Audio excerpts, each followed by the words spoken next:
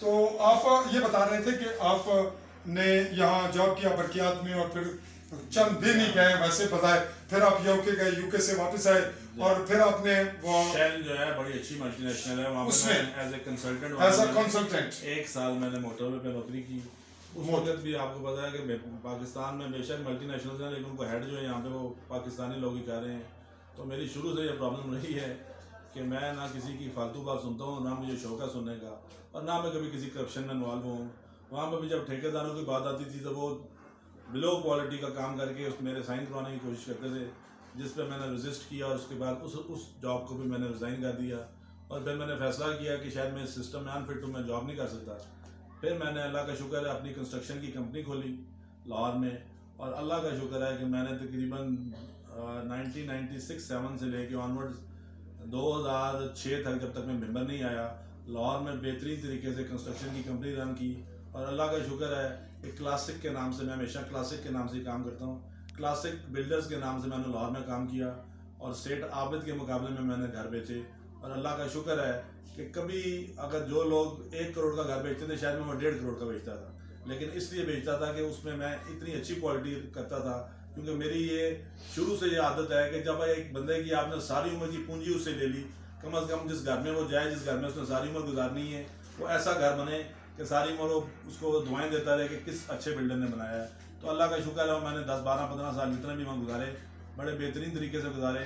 اس کے بعد 2006 میں ممبر شفٹ ہو گیا، کیونکہ والد صاحب کی خواہش تھی کہ ممبر میں ایک اچھا ایجوکیشن انسٹیٹیوشن ہونا چاہیے.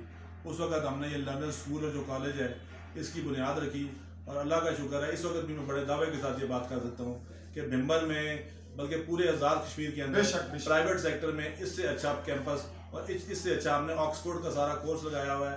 ٹوٹل کے ٹوٹل ادھر سے لاہور سے میرے سارے ٹیچرز آئے جنہوں نے یہاں پہ ٹریننگ کرائی. ہم نے آکسفورڈ کا کورس لگایا ہوا ہے. میرے بچے جو بیکن ہاؤس میں 35-40 ہزار روپیہ لے کے لاہور میں پڑھے ہیں، یہاں پہ صرف 17-18 سو پر منتھ ہم ان کو فیس لے کے ان کو یہاں پہ پڑھانے لگے ہوئے ہیں. تو اگر میں نے پیسے کمانے ہوتے تو یہ میں نے لاہور کی ہوتی تو شاید میں کروڑوں مہینے کا کما رہا ہوتا. لیکن اللہ کا شکر ہے کہ صرف اپنے بچوں کو، تاکہ ہمارے ممبر کے بچے بھی اچھی طرح سے پالش ہوئے نظر آئیں اور وہ بہترین طریقے سے ایک اچھے اسکول سے پڑھ کے نکلیں، ان کی اچھی گرومنگ ہوئی ہو، اس کے لیے میں نے یہ انسٹیٹیوشن بنایا ہے. اور اللہ کا شکر ہے کہ ہم نے اس کو فیڈرل سے اس کا اعلاق کرایا تاکہ ہمارے پہ یہ الزام نہ لگ سکے کہ میرپور سے ہم بورڈ کے نمبر لگا لیتے ہیں. اور ہمارا اللہ کا شکر ہے اس وقت بھی رزلٹ آیا کچھ دن پہلے میٹرک کا، تو ہماری پہلی 20 پوزیشن میں سے 5 یا 6 پوزیشن ہمارے اسکول کی. اچھا، وہ یہ ناظرین ہم انشاءاللہ آپ کے آڈینس کے لیے ہم لرنرز کا بھی دورہ کریں گے. وہ ہمارے شیڈول میں ہمارے اپنے جو چینل ہے AALI عالی نیوز کے پلیٹ فارم سے بھی، صحافتی پلیٹ فارم سے بھی ہم ایجوکیشن پہ جب سٹارٹ لے رہے ہیں تو ہم نے کل ہی، مجھے تو علم نہیں تھا کہ آج مجھے یہاں آنا پڑے گا، اور میرے شاید یہ آج اوپنلی علم میں یہ پہلی دفعہ آیا کہ آپ اس کے فاؤنڈر ہیں. تو ہم نے پہلا جو رکھا وہ آزاد کشمیر میں یا کشمیر میں گلگت بلتستان اور مقبوضہ کشمیر کو بھی شامل کر لیں، ہم وہاں تک بھی کام کرنے کی کوشش کریں گے. تو اس کا پہلا جو ہمارا ایجوکیشنل انسٹیٹیوٹ ہوگا وہ دی لرنرز، کل سے ہم نے ڈیسائیڈ کیا. تو آج اتفاق سے آج پھر موقع مل گیا ہمیں، آج 9 نومبر 2021 کو تو بات آگے بڑھائیں گے. پھر اس کے بعد یہ اپنے لرنرز کے ساتھ یہ جو اس طرف کیسے آئے، پھر کیا کیا، اور یہاں اس فیکٹری میں کیسے بات پہنچی. 2006 سے لے کے 2009 تک، 2006-7 میں نے یہاں پہ فوڈ اسٹریٹ بنائی. اور آپ یہاں پہ آپ جس جگہ ابھی آپ صبح کی ملاقات ہوئی تھی، نادرا کا دفتر ہے، اس کے ساتھ یہ جو آپ کو بلڈنگ نظر آ رہی ہے ساری، جی یہاں پہ میں نے فوڈ اسٹریٹ بنائی جہاں پہ لاہور کی ساری اچھی فوڈ چین یہاں پہ جی ہمارا تعارف وہی تھا آپ سے، اس کے سننے کیا تک میری آپ سے ہینڈ شیک کا ملاقات آج ہو گئی. جی ہاں جی. اس وقت لوگوں نے مجھے کہا کہ یہ ممبر کے لوگ یہ افورڈ نہیں کر سکیں گے، لیکن کئیوں نے یہاں تک بھی مجھے کہا، کیونکہ مجھے چیلنج بڑا پسند ہے، انہوں نے کہا کہ جوئی صاحب آپ فیملیز اگر باہر نکال کے دکھائیں تو ہم مانیں گے آپ کو. تو اللہ کا شکر ہے ہم نے اتنا اچھا معیار دیا. اللہ کا شکر ہے کہ خواتین سب لوگ ان کو یہاں بیٹھنے کی ممبر میں اس وقت کوئی اچھی جگہ نہیں تھی. اب تو خیر پھر بھی گنتی کے 4-5 جو خاصے کھل گئے ہیں. اس وقت فوڈ اسٹریٹ کے علاوہ یہاں پہ کوئی چیز نہیں تھی ممبر میں. ممبر میں لوگوں کو اچھا کھانا، اچھا ہوٹل کی فیسلٹیز مہیا کرنے والا سب سے پہلا میں انسان ہوں، اور یہ فیملیز کو اچھا ماحول دینے والا 2008-9، اس کے بعد تقریباً 2012-13 تک فوڈ اسٹریٹ رہی. لیکن کیونکہ ممبر کے لوگ اس طرح افورڈنگ نہیں ہیں میں نے بڑے اچھے میرے شیف بڑے اچھے تھے, ان کی سیلریز خاصی زیادہ تھی, اس لیے اس طرح میں اس کو افورڈ نہیں کر سکا, تو وہ مجھے تقریباً کوئی 4-5 سال بعد اس کو بند کرنا پڑا. یعنی یہ ٹرینڈ آپ نے پہلا ٹرینڈ جو ہے وہ ناظرین ان کی وساطت سے کشمیر میں اور خصوصاً بھمبر میں ملا, اور گجرات کے ساتھ ہی ہمارا علاقہ ہے. جی, تو اس کے بعد آپ نے فیکٹری کی جانب کیسے رخ کیا؟ جی ہاں, یہ میرا شروع سے میری خواہش تھی کہ میں فیکٹری بناؤں, کیونکہ یہاں پہ ملٹی نیشنلز جو ہیں, اب یا میرا آپ نے پانی کا پلانٹ بھی دیکھا ہے, جوس کا بھی دیکھا ہے, یہ پاکستان سے پانی نکال کے جو میں یہ پیٹ جو ہے یہ 6 بوتلوں والا 135-40 کا دے رہا ہوں, وہ 260 کا دیتے ہیں. اور یہ جو میں جوس آپ کو دے رہا ہوں, یہ میری جتنی پلپ ہے, جو میرا کولڈ روم ہے, میں ساری مینگو کی پلپ جو ہے بھاولپور سے لے کے آتا ہوں.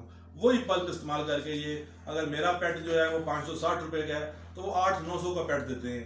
صرف ہماری لوگوں کی 2 نمبریوں کی وجہ سے, ہم لوگ کیونکہ یہ سنتھیٹک پلپ یوز کرتے ہیں اور گھٹیا 2 نمبر جوس بناتے ہیں, اس کی وجہ سے یہ سارا سسٹم جو ہے ہم لوگوں نے ملٹی نیشنل کو پاکستان میں جگہ دی ہوئی ہے.